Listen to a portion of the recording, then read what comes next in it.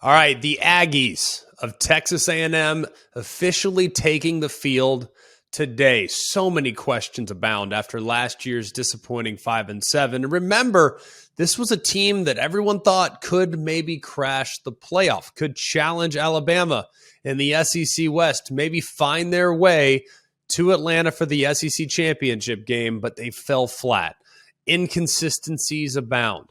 Quarterback inconsistencies, benching quarterbacks, multiple guys playing, key injuries, challenges both offensively and defensively, and then in unbelievably frustrating fashion, putting it all together in the final week of the season to knock off the eventual SEC West champion in the LSU Tigers. They could have just played like that. What could the year have looked like? But we all know some key faces return for the Aggies. You got Conner Weigman. He'll be back under center. Of course, engulfed in a quarterback competition like they always are, but he should be the guy based on how he performed down the stretch last year. Ainias Smith, he decided after the injury against Arkansas at the midway point, was out the rest of the year. He decided that he needed to come back, and what a coup that was for Jimbo Fisher and his staff. One of the more versatile options in the SEC deciding to return, and he will be an all-points bulletin player for every defensive coordinator that he sees this year. Other guys of significance, Evan Stewart and Moose Muhammad, bring back what might be one of the more explosive weapons, dynamic duos in the SEC at wide receiver spots. So the weapons are significant for the Aggies. The problem is the chemistry, and for, I guess a lot of it was just youth and inexperience. And if you talk to Jimbo Fisher at any point last year, he goes, man, I know that people don't want to hear it. And by the way, none of us did. None of us wanted to hear it, but it was the truth. I mean, they were very young across the board. I remember we actually called that LSU A&M game. And you look just line by line, starter by starter, how many sophomores and freshmen were playing pivotal roles for the Aggies last year. Now, it's not an excuse. Not trying to sit here and say they should be okay with the inconsistencies of last year, but talking about a team that at one point lost 6 games in a row, and a handful of what was the most decorated recruiting class in recent history. A handful of guys decided to either leave the program or they got in trouble. I mean, it's just been a bit of a challenging year. So Jimbo Fisher gets to take the young nucleus, though, that remained in College Station and move forward with them. They will have a good, solid core of young players that did some nice things down the stretch. They have a new offensive coordinator, and perhaps maybe the most intriguing hire in the SEC this past year was Bobby Petrino. Bobby Petrino, of course, formerly of Louisville, formerly of Arkansas, formerly of the NFL.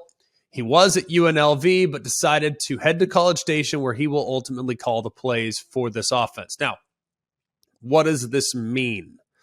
I'm not sure any of us at this point know exactly what the dynamic's going to be like between Jimbo Fisher and Bobby Petrino. Jimbo Fisher has always wanted to be a part of the play calling. That's why he was a head coach. That's why he became a great offensive coordinator. That's why he's had success over the course of his career. He's a really good offensive mind. But some of the things they've done in the past, I think it's probably a little bit challenging. It's a little bit more complicated, the offense that they run, and maybe it just needs to be infused with some new ideas. That's where Bobby Petrino comes in. How much will Jimbo Fisher meddle in what Bobby Petrino wants to do offensively? I don't think he's going to meddle that much, to be honest with you. I think you go out and you hire a guy like Bobby Petrino, you're not going to tell him what he can and can't do. Now, you might give some advice. Maybe you say, I see this, I see that. Why don't you try this?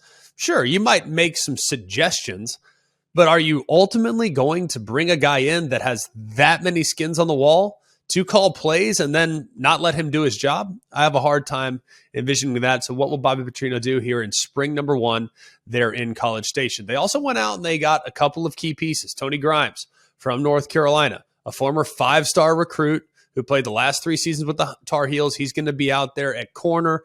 A couple other pieces as well. You got the freshman running back Reuben Owens, who might step right in. Everyone's kind of wondering, hey, now that Devon A. Chain is gone, who's going to be that go-to guy, that bell cow back there in the backfield? Maybe Reuben Owens can be that guy on day number 1. But man, this is a fascinating fascinating 15 practices to watch for the Aggies because I really believe they have the talent to win double-digit games. But I also believe that if that talent goes sideways a little bit like it did last year, and they could struggle again to get to a bowl game, the conference and their division specifically is just that difficult. All right, bold prediction for Texas A&M. They will fail to reach double-digit wins.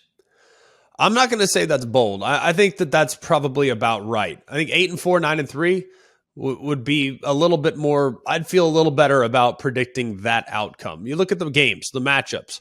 You obviously have to go to Baton Rouge. You have to go. You welcome Alabama to your place.